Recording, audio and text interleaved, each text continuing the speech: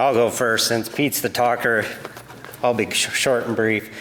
But my name's Sean Kelly. I'm the range field specialist with SDSU Extension. I'm also vice chairman and extension liaison with the Mid-Missouri River Prescribed Burn Association.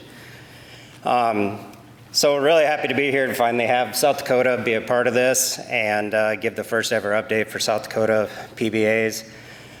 In 2015, a group of ranchers and landowners in the south central part of the state decided something needed to be done about the severe amount of cedar encroachment on their ranches. And so from that was born the Mid-Missouri River Prescribed Burn Association in 2015. It's the first landowner-driven, rancher-driven, and led PBA in South Dakota. We had our first prescribed burn in 2015 with the help and assistance of our neighboring PBA in Boyd County, Nebraska. Forever grateful to those guys for coming up and helping us and showing us how to pull off a successful burn in the pretty rough country in the river breaks. So our PBA, it covers a 4-county area in the south central part of the state on both sides of the Missouri River, and it's mainly to control cedar tree encroachment. We've had successful burn seasons in 16, 17, and 18 of about 1,000 acres to 3,000 acres. 2019 and 2020, we were kind of hampered by weather and COVID, so we didn't get much done. We got back rolling again in 2021, and the interest continues to grow. We have upwards of 15 to 20,000 acres per year planned for burning in 23 and 24 along the Missouri River.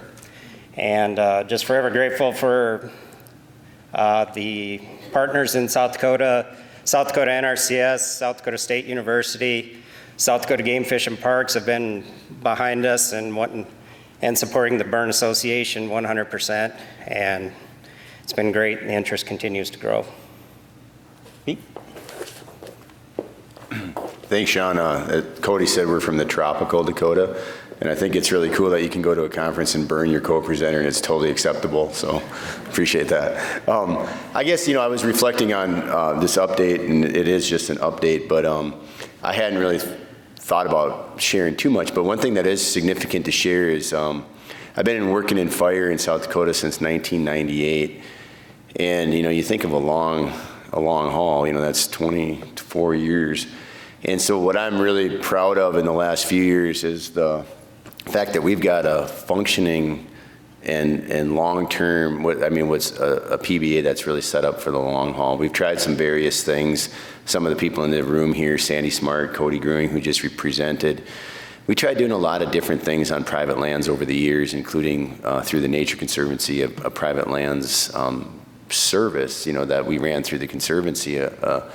And it was a good model. It was a good thing to get fire off the ground, but until we had really the PBA model in the state, it's just always lacked something. So kind of the update now in South Dakota, Sean mentioned many of the partners, but we've, under the umbrella of the South Dakota Grassland Coalition, organizations like South Dakota NRCS, in particular, Game Fish and Parks, Audubon, Nature Conservancy, SDSU, collectively, we've worked really well together over the years, and we've done a lot of classroom-based landowner trainings, and only in the last 2 years have we decided to, what I think kind of boldly step out and basically say, it's not enough. We're going to do hands-on landowner prescribed fire training, and we kind of almost had to dare the naysayers to say, try stopping us. Because we didn't do it for so many years because of the fear of breaking some kind of rule here or there, NWCG or whatever it might be. But in reality, it's been really successful, and we've got agency staff and landowners now sharing space in our prescribed fire training classes, and I'm really excited about that. So I think that's going to continue. I'm not sure what else we got really big to report, other than there's some grants and some more research coming on cedar control in South Dakota, but I think that's about it. Yeah, I'm Cody Growing out of Rapid City, South Dakota. Couldn't get anybody down here from North Dakota, so I'll kind of be representing the delegation. I thought it was really important we get somebody down here, but they said the heat. So down in Texas, we've got plans for a refrigerated truck, so I expect somebody next year. Yeah, so we got started with the North Dakota Prescribed Fire Cooperative in 2019 in recognition that there's a need for a combined fire emphasis just to help get it going in North Dakota. The major partners are NRCS, Pheasants Forever, the North Dakota Land Trust, the Nature Conservancy, North Dakota State University Extension, North Dakota Game and Fish, and Audubon, Dakota. Over the last 3 years, we've done 3 workshops, including our first live fire demonstration this year. We've had 1 field tour looking at those fire effects, and we've got 1 yet to go this fall. We do have 1 small fire cache available for private landowners, and over the past 2 years, we've been able to do 15 burns over approximately 1,500 acres. We also now have a bi-monthly newsletter, just kind of keeping everybody, up to date, what's going on, who's out there to help. And excitingly, we're currently hiring a private lands fire coordinator. I don't know if that job's up quite yet, but if there's anybody interested in that, that should be coming soon. Come see me, I'll keep you updated. North ice fishing is really fun, so if you're looking to make a move north, I think it'll be a great position. That's pretty much the end of my updates. I'll let you get going with the next state.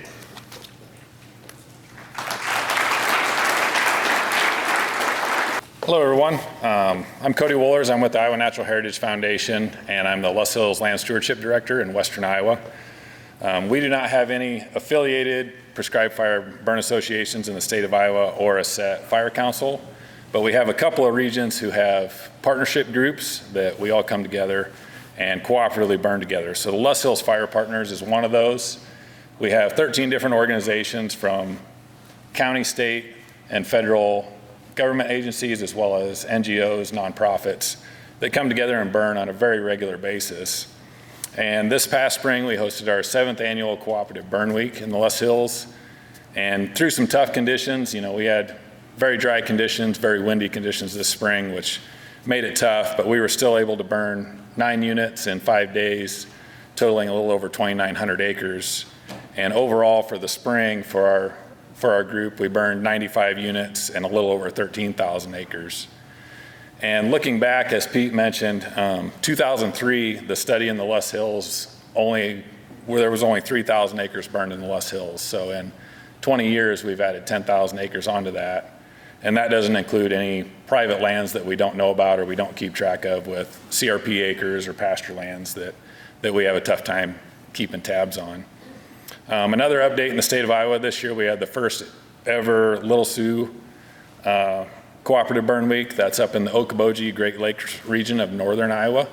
So they expanded off of our model with cooperative burning, being able to cross those boundaries, including private properties, into their burn units to make units easier and larger for the ecology as well as for the wildlife overall. So our model is spreading across the state of Iowa. Now we're looking at the southeast part of the state, of expanding that model into the Muscatine, Iowa City region, just to get more fire on the ground in general. But thank you.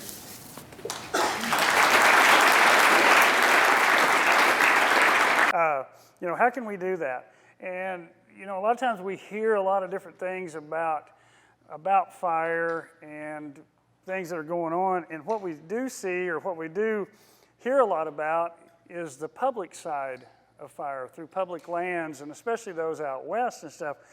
And a lot of times we look at it as, they talk about fire and they tell a lot about fire, but a lot of wildfire of what they talk about. But they also try to bring in prescribed fire. But if you look at it, the federal government, the 5 agencies that deal mainly with fire, BLM, BIA, Park Service, Forest Service, and Fish and Wildlife Service, they burn about 1.6 1.62 million acres a year. That's in all 50 states, okay? And you see in the graph below, you can see what each one of them does a year and things like that. And if you exclude what the Forest Service burns, which is the most active group, they're only burning, the other 4 agencies are only burning 500,000 acres a year.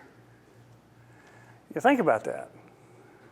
There's several states that private landowners burn that much, no problem, and doing that. And also you got to remember, those main 4 agencies manage 95% of all the federal lands that are there, 609 million acres, and so they're burning 0.003% of their land every year. How are we getting behind the curve? Are we going to be able to catch up, Drac? You know, if we burn 0.003, you know, that's the deal. That's the question. You know, what do we do? If we look at it on the private land aspect of it, you know, just 2 states. Again, private land states with very little public ownership on it. Kansas having about 98%, one of the most private land states in the U.S., and then Oklahoma having 95%. Our 2 states, respectively, we burn anywhere from 2 to 4 million acres a year. That's private landowners. We burn, even on a bad year, we're burning more than all the 5 federal agencies in all 50 states do in 1 year. You know, so, you know, where is fire really found at? That's the deal.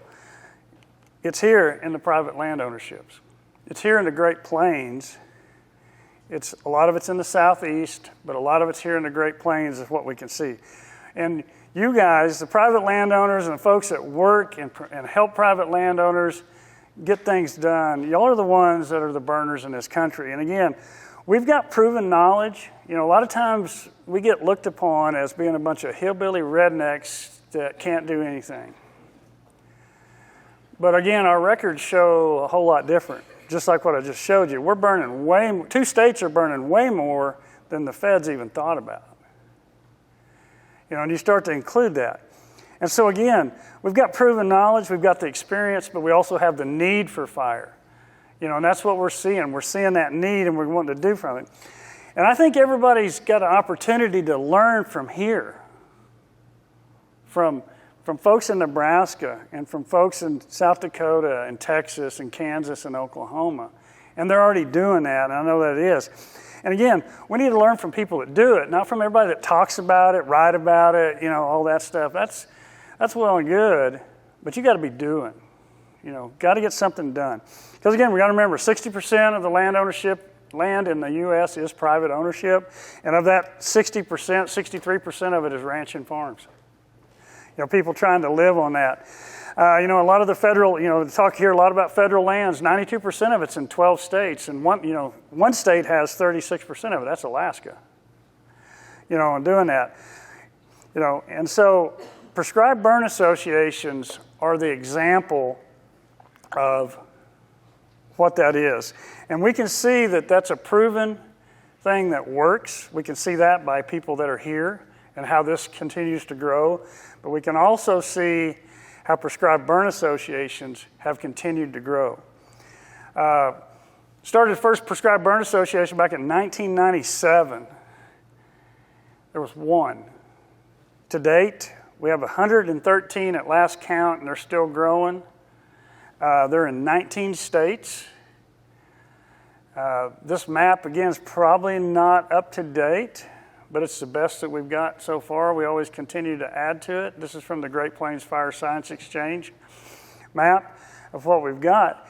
And again, seeing that grow and seeing that need and seeing the importance is really what's encouraging. It's what we should, again, to see. One of the biggest things we look at California.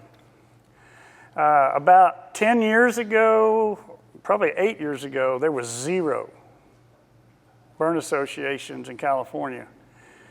There's 16 of them now in California, or 13 there in California, and the biggest majority of them has come in the last 4 years. Again, they're seeing that need for that. Not only, again, the wildfires are talking about it, you know, that's what's helped draw on a lot of it, but again, the landowners there are understanding that they've got to use fire or they're going to lose their land. with what they've got. And so that's what I want to talk to you about is what, as PBAs, have we accomplished over the last several years of doing that. Many of y'all may know and have heard, I have a burn entry form that I encourage everybody, especially PBA members, no matter what state you're in, to fill out. It's on the Oklahoma Prescribed Burn Association website. You can find it at ok-pba.org. It's a burn entry form. It asks about 20 questions about a burn, like what county, what state, what PBA, we try to have a list of all the PBAs that are there. And then no personal information. We do not ask you your name or anything like that. We don't want any personal information at all. And then acres, size, weather conditions, fire breaks, just some basic questions so we know what's going on within that. And we're going to go over that. And I started that in 2015. Since then, I've had 1,054 burns logged in from different people. These are just PBA burns that are being logged in, and they're from 46 different prescribed burn associations, 9 from Kansas, and they reported 97 burns over this time, 6 burn associations here in Nebraska, and they reported 93 burns. Oklahoma, we had 20 prescribed burn associations with 699 reports. South Dakota had 1 PBA reporting with 14 burn reports. Texas, 10 burn associations with 149 reports coming through that. And so from that, 1,054 burns, we had 335,682 acres being burned. The average burn unit size was 319 acres. With the smallest one being reported was about an acre in size, and the largest one being 13,480 acres. Also, interesting to note, burns are being conducted, as Brian said, in every month of the year. So something's rubbing off. That's probably good. Also, growing season burns are burning during the growing season, during the summer months are becoming more common. We're seeing that go and doing that. Again, if you look at it, total number of acres by year from all the burn associations that are reported, that's the years. And again, you can see just like this year, weather conditions definitely impact how many acres and how many burns get done. I mean, that's just a big part of it, of what we see. But the big thing is, if you see the red line in there, that's showing a trend. And again, our acres are increasing. So that's a good, that's the key. We're trending upward, we're going upward, we're getting more stuff burned of what we can do. Same thing, you look at the total number of burns done by each year that were reported. Again, we're trending upward with our burns. You can see the good years and you can see some of the dry years of what's going on with the numbers going down. Within that, the average burn unit size, one thing that's different, it's actually trending downward, and I'm not real sure why. Why are we burning smaller units, or they're trending a little bit downward? There's not a whole lot, but it's starting to get a little smaller on that.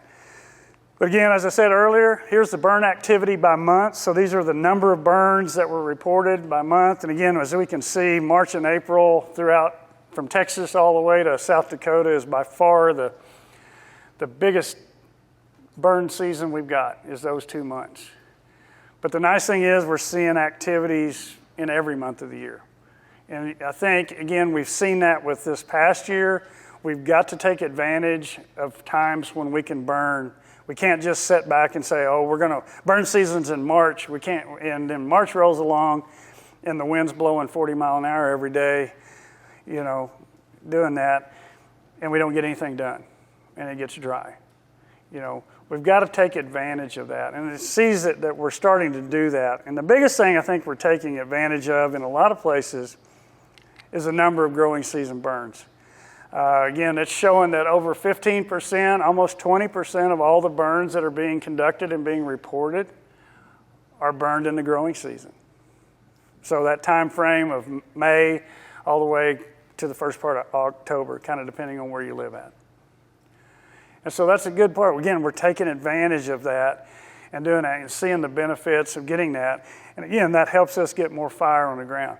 Because again, as we all know with burning, trying to get people to burn, getting people to burn is always a difficult task because, again, they start to talk about liability and risk.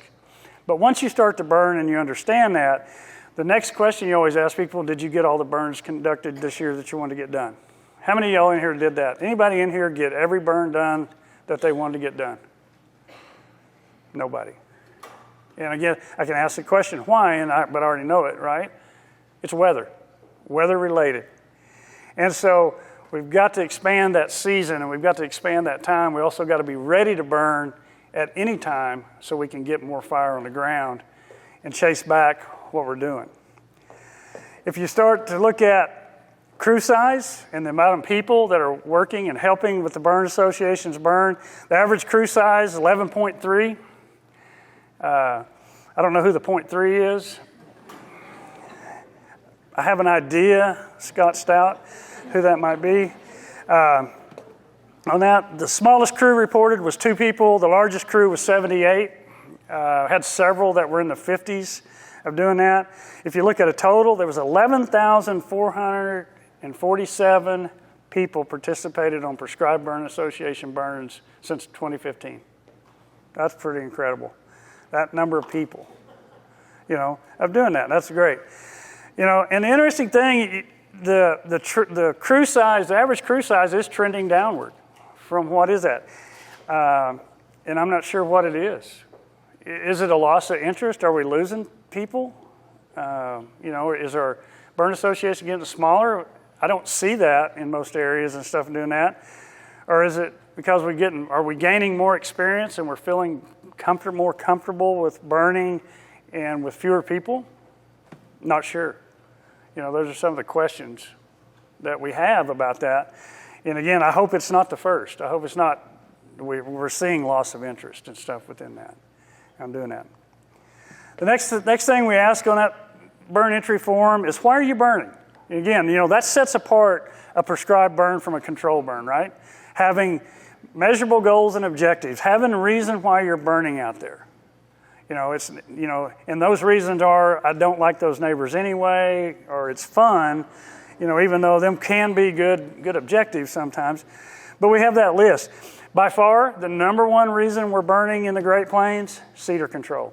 75% of everybody that filled of the 1,054 burns, cedar control was one of the goals. So you can total that up and go, boy, he can't add. None of that adds way over 100%. Yeah, because you can check any box you want, any and all. What were your goals and objectives? So that's why it's like that. So 75% of all the burns, cedar control was the number one reason people were burning. Secondly, livestock production. And interestingly, wildlife habitat is right there just behind it.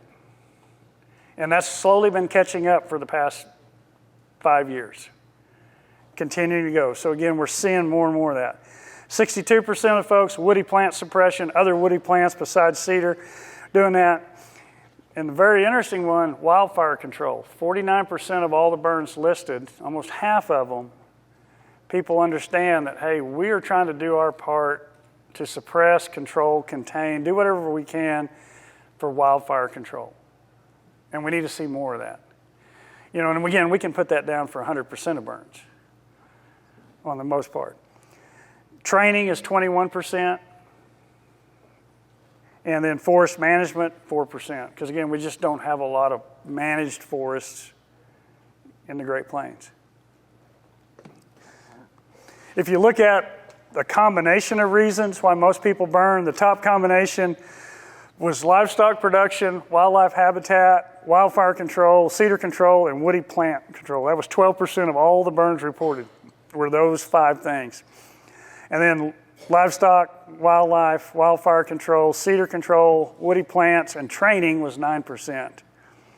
Interestingly enough, livestock production was 6% of all the burns as the only reason they're burning. That was by far the biggest single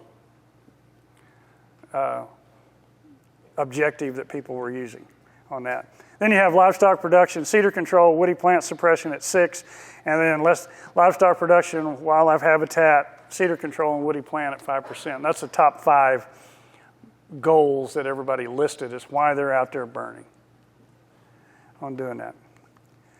The next one you look at is fire breaks. So what kind of fire breaks are we putting in to contain and control our burns and to help do what we can? Number one, if you look at it overall between all the burn associations, mowed lines, wet lines, 30% of all the burns had mowed lines, wet lines incorporated in them. That's not just by itself. That's incorporated as part of the total burn unit.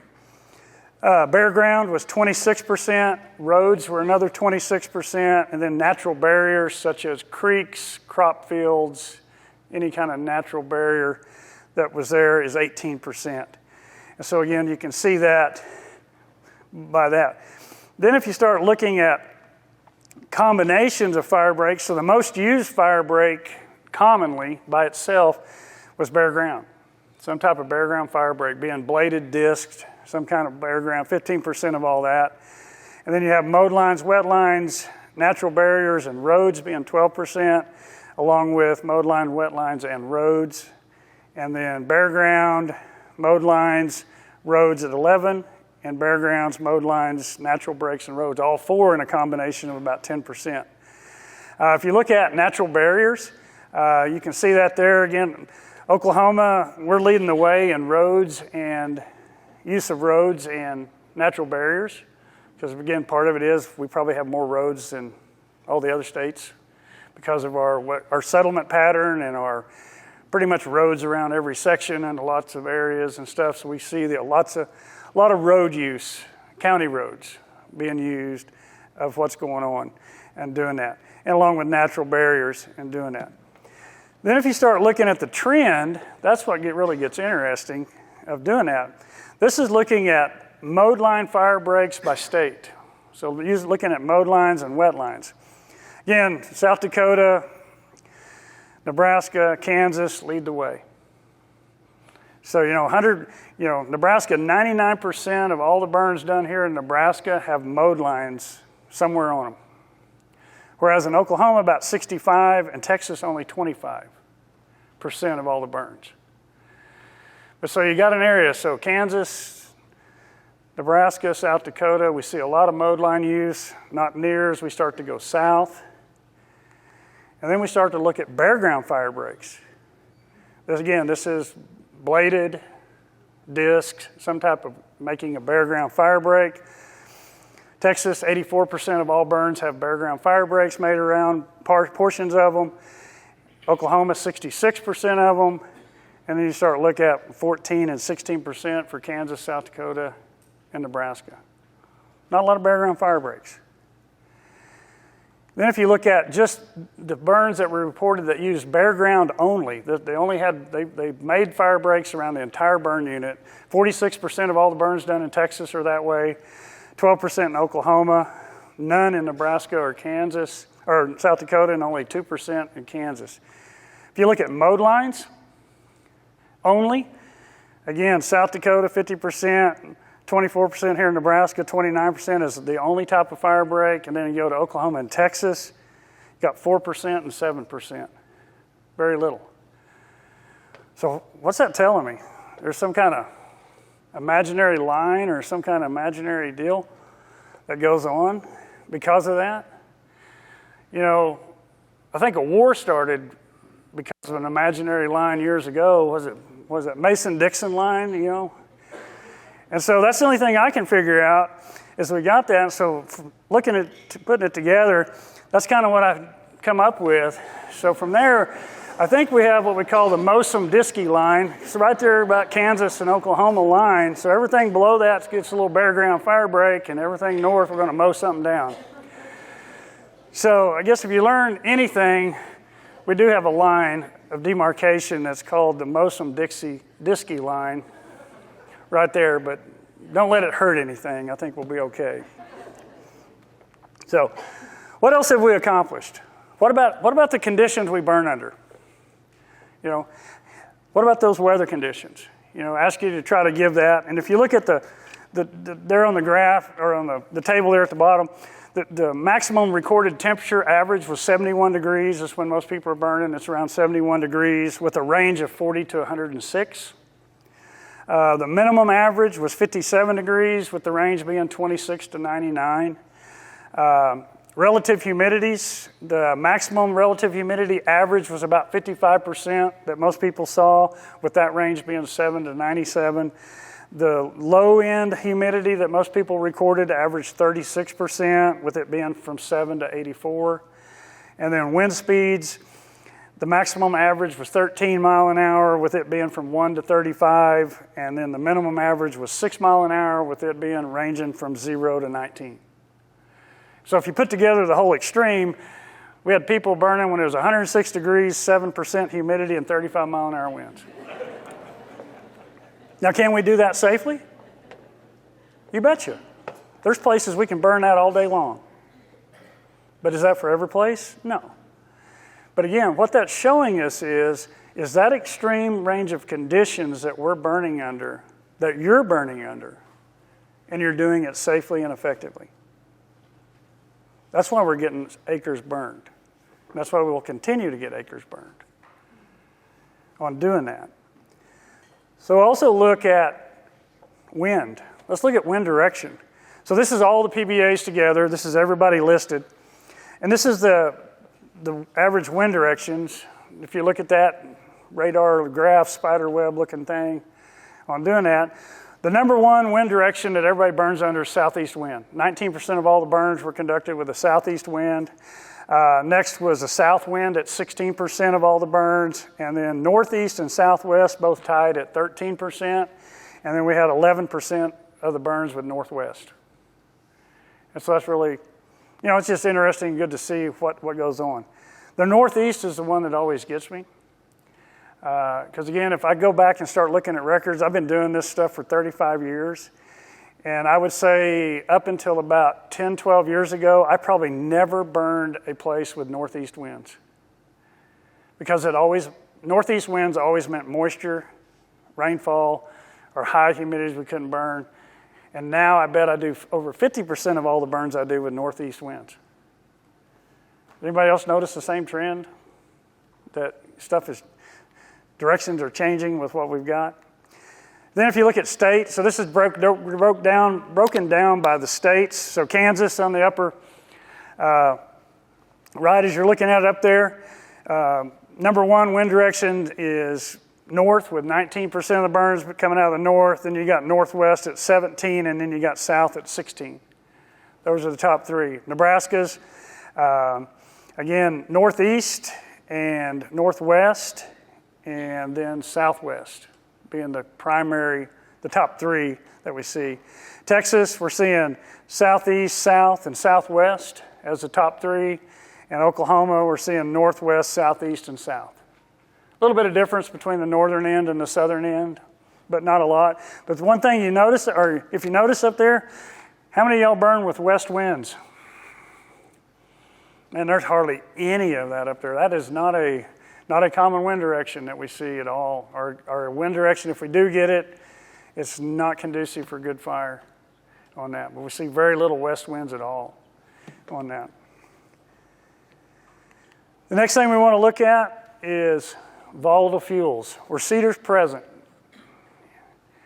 And this is what is really impressive to me, is 80% of all the burns reported have cedars present. And if you look at it, 96% of them, they're live standing cedars. 47% of the burns, they're cut but not piled. And then 12%, they're piled somewhere within the burn unit. But 80% of all the burns that are being conducted have volatile, highly flammable fuels involved. Because again, that's our number one burn objective, is cedar control. But we're also conducting burns under extreme conditions with extreme fuel. And then that leads you to the next question, is what is our safety record? How do we burn? Can we do that, or do we burn safely with what we've got? And that's what we hope to answer right here.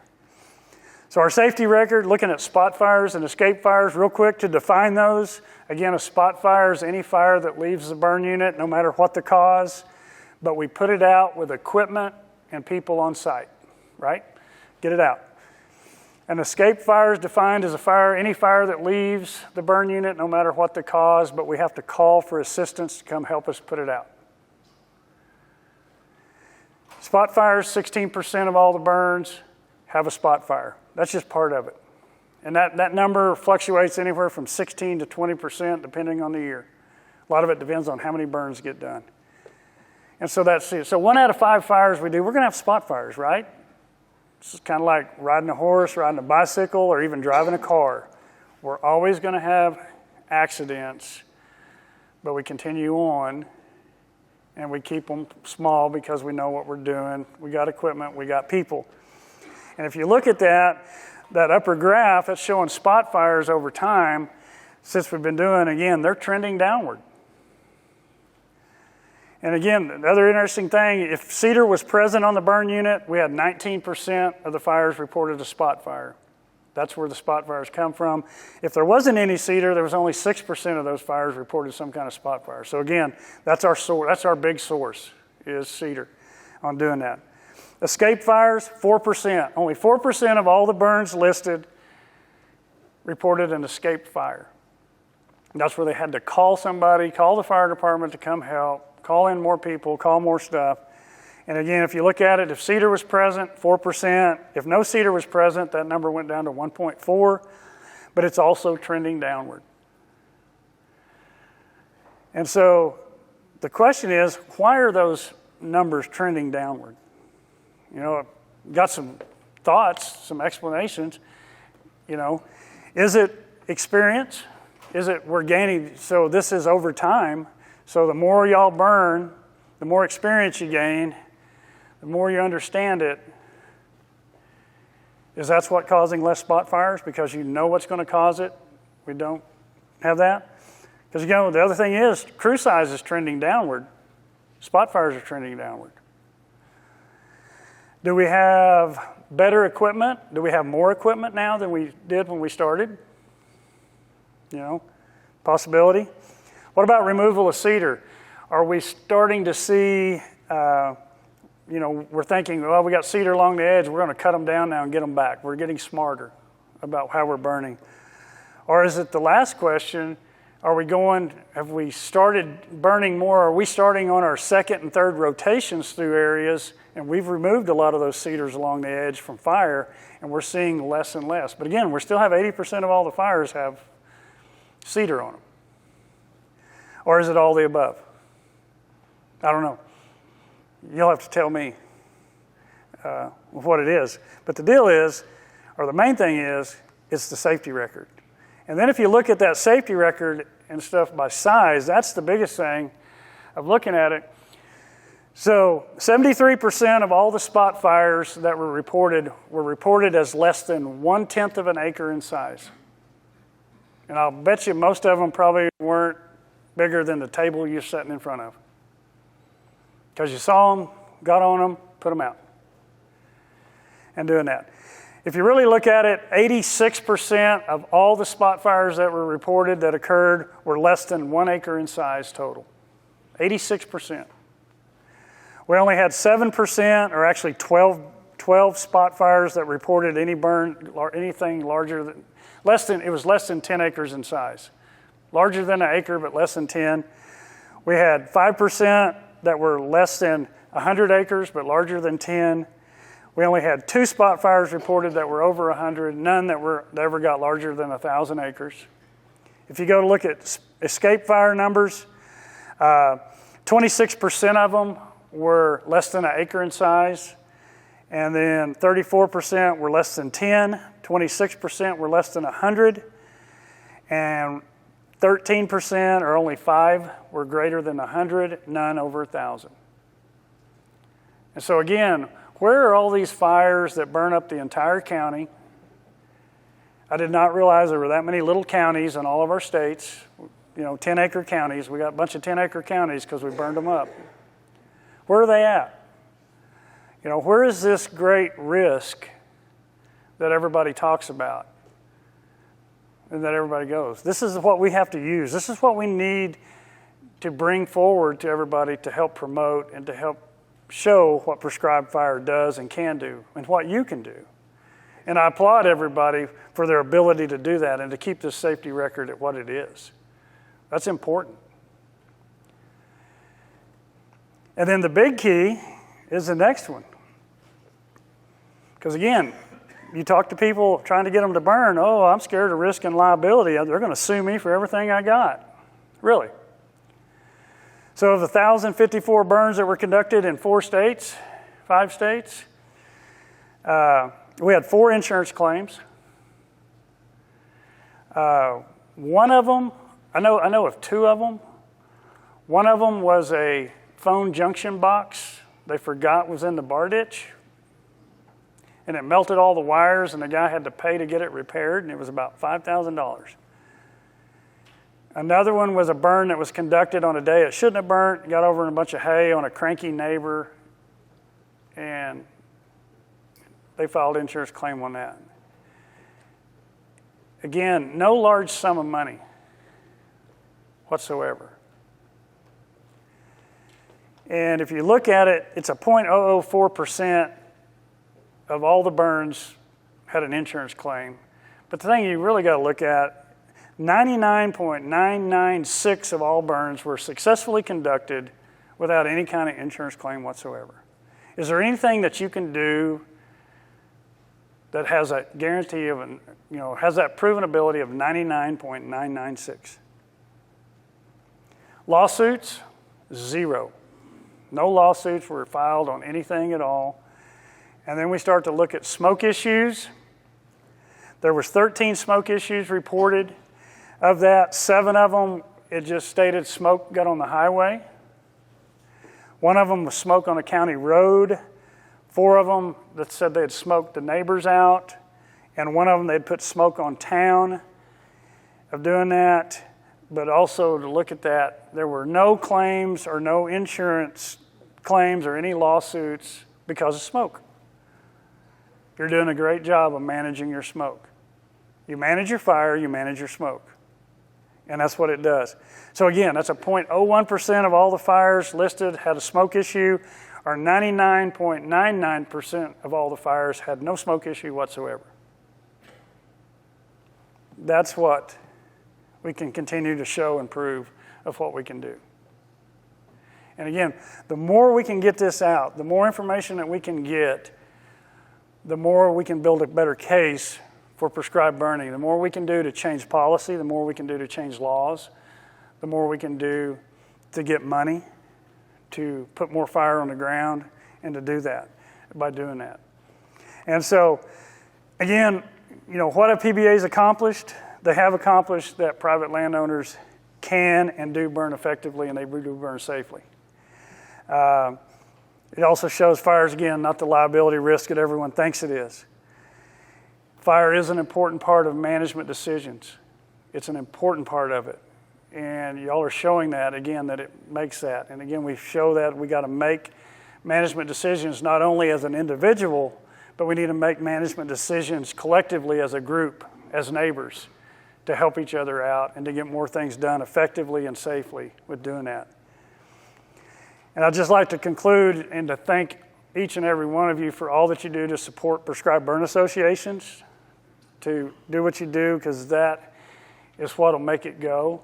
That's what's made these burn associations grow across the U.S.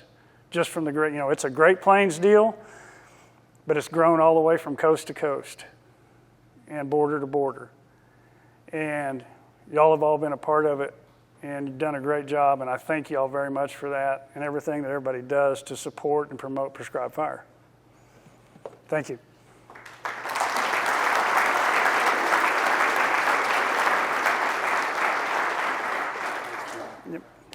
Good afternoon. As president of the Nebraska Prescribed Fire Council, I would like to welcome everyone.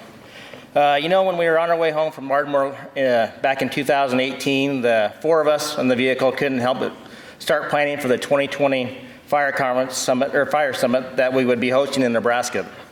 That was pretty much all we could talk about on that 9-hour drive home. We had pages of notes, who we needed, what we wanted to do, how we wanted to do it, and where we wanted to have it. It really made that 9-hour trip fly right by. We kept on talking about how we wanted to think to themselves when they were leaving after the summit was over is, wow, that summit was awesome. Wow, those Nebraska people really know a lot about fire. Wow, that summit was awesome. Wow, those guys in Nebraska sure know a lot about fire. Wow, North Platte was a great place to have that. And wow, John really does think that Scott's a big deal. But in the past 5 years of planning for a biennial fire summit, I think a few things have changed. Now the only thing left out in front of us is, wow, it really looks like we're going to have it this year. So, wow, everyone, thank you, and welcome to Nebraska for the 2020, 2021, 2022 Great Plains Fire Summit.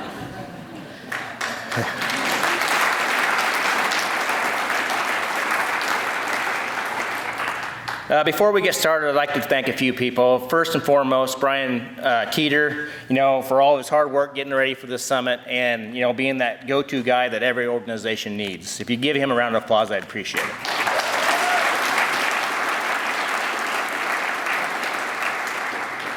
Second, I would like to thank all those that involved in the Great Plains Fire Summit Planning Committee for the hours that they put in finding speakers and getting ready for this year's summit. I really appreciate those also. So if you appreciate them with a round of applause, I appreciate them.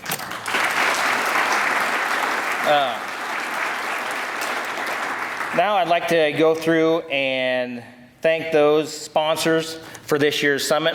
Nebraska Prescribed Fire Council, Pheasants Forever, Nebraska Game and Parks Commission, Great Plains Fire Exchange, Science Exchange, Canadian Prairie's Prescribed Fire Exchange, the Prairie Project, Prescription Pyro, the Los Canyon Rangeland Alliance, Southern Rockies Fire Science Network, Tallgrass Prairie and Oak Savannah Fire Science Consortium, Central Platte Rangeland Alliance, the Nature Conservancy, USDA Natural Resource Conservation Service, Drone Amplified, Nebraska Association of Natural Resource Districts, Mid-Missouri River Prescribed Burn Associations, Prescribed Fire Planning of Nebraska, Western Nebraska Bank, Nebraska Grazing Lands Coalition, Sandhills Task Force, World Wildlife Fund, and the Jinx Cattle Company. If you would help to thank them, I'd appreciate that.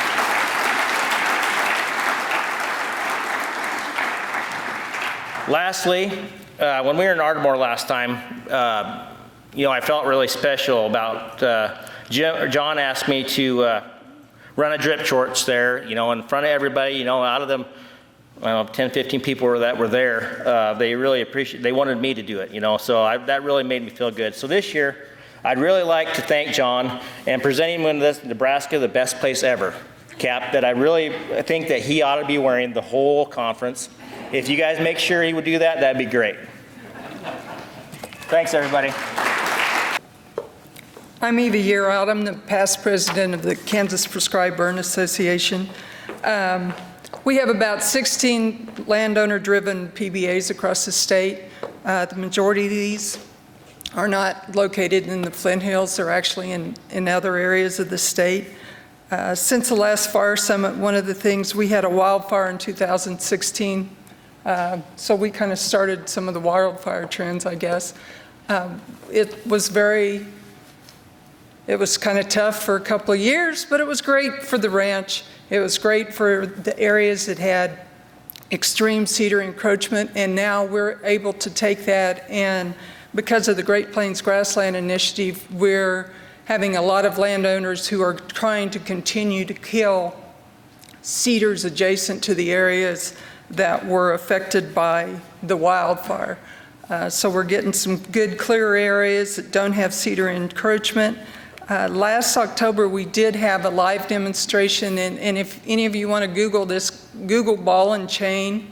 It's a big 5-foot diameter ball, steel ball with anchor chain that's pulled by dozers.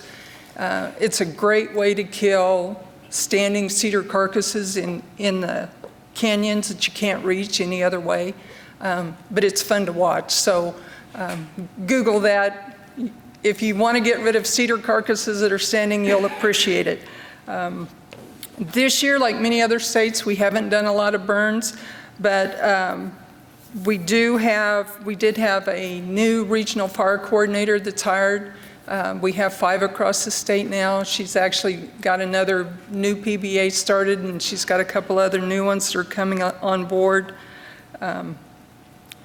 We also had, last August 5th, we had a summer burn workshop.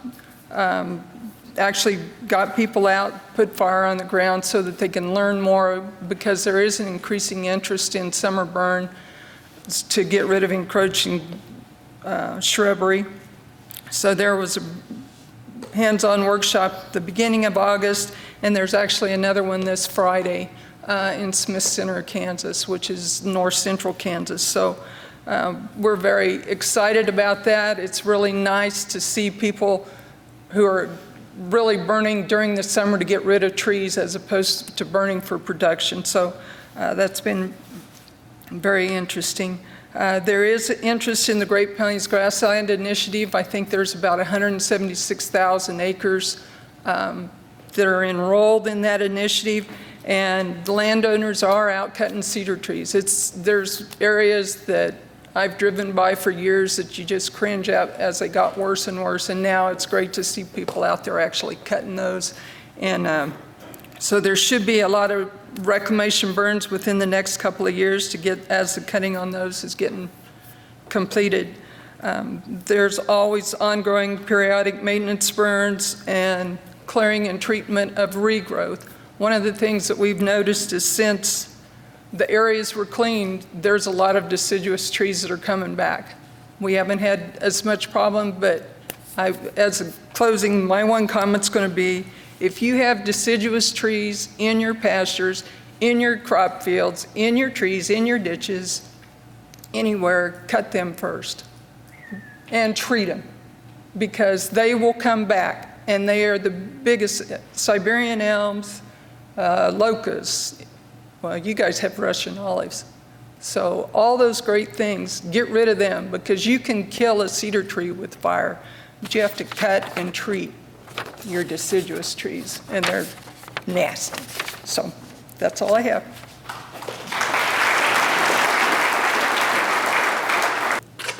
Brian, as any good planners go, I really wasn't prepared to give the update for Texas. So is Thomas Yonke in the room? He's our president for the Texas Prescribed Fire Council. He's not. Okay. Well, he'll be here soon, so he'll give the real update. But real quickly, prescribed fire in Texas this year was definitely hit hard by not only wildfires, but also the drought as well. Just like Brian, seemed like we were fighting, putting out more fires than we were lighting them, as much as John Weir would probably be disappointed in us. That being said, though, we definitely took kind of a different spin on prescribed fire. We saw prescribed burn associations maybe shrink their burn units down to a little bit more manageable size. Typically in that hill country area, PBAs will easily burn 1,000 acres before noon or 1 o'clock, but we saw them burning just much smaller units, and essentially they were safe and effective prescribed fires. In terms of total prescribed burn associations in the state, we are sitting right at about 11, but we are seeing a different demographic hit our prescribed burn associations. We're seeing younger, newer landowners enrolling into their prescribed burns. They're taking online courses to enhance their foundational fundamental knowledge of prescribed burning, and they're also getting plugged into our certified and insured prescribed burn manager program. So again, we're seeing a different and changing demographic, but I am very much enthused by that and super optimistic, because I think this is a really good time for our younger age groups, newer landowners, to learn from the more experienced 5th generation, 6th generation landowners, and together they will accomplish more while feeding into a prescribed burn association and keeping our membership high. That being said, the Texas Prescribed Fire Council was formed, I guess, right before COVID. COVID definitely took its flesh out of us too, but we are regaining momentum. We have recently reenacted a few more board members onto that fire council, and we're going to be teaming up. The Texas Prescribed Fire Council will be hosting their annual meeting in conjunction with the Texas Section Society for Range Management meeting this fall in Denton, Texas. So again, hoping to see some more synergistic activities and a marriage of really two rangeland-oriented management associations come together to see what we can get done. We are also teaming up with our friends at NRCS to make sure that we're getting more training available to those who need it, and that is also to feed into the whole process of getting more fire on the ground in a safe manner, while also bringing all of our fire practitioners together on the same page. The Texas Department of Agriculture also offers its Certified and Insured Prescribed Burn Manager program. That is a unique program to the state of Texas, but it's also a very successful program as well. And so we're seeing some recent legislation that allows certified and insured prescribed burn managers to function at a limited layer or a limited liability layer of protection that is typically afforded our certified insured burn managers, but without having to pay the license fee. And so that's become a really popular approach for our prescribed burn associations who are looking to burn when a county is in a burn ban, but also burn under that afforded limited liability protection. Those are all the updates I have. Again, feel free to flag down Thomas Yankee. And if you are interested in how we are working together with our prescribed burn associations, I'm going to do a quick plug for our concurrent session with Mike Watson, who is a PBA member, came all the way from Lampasas to be with us here this week. So thank you again.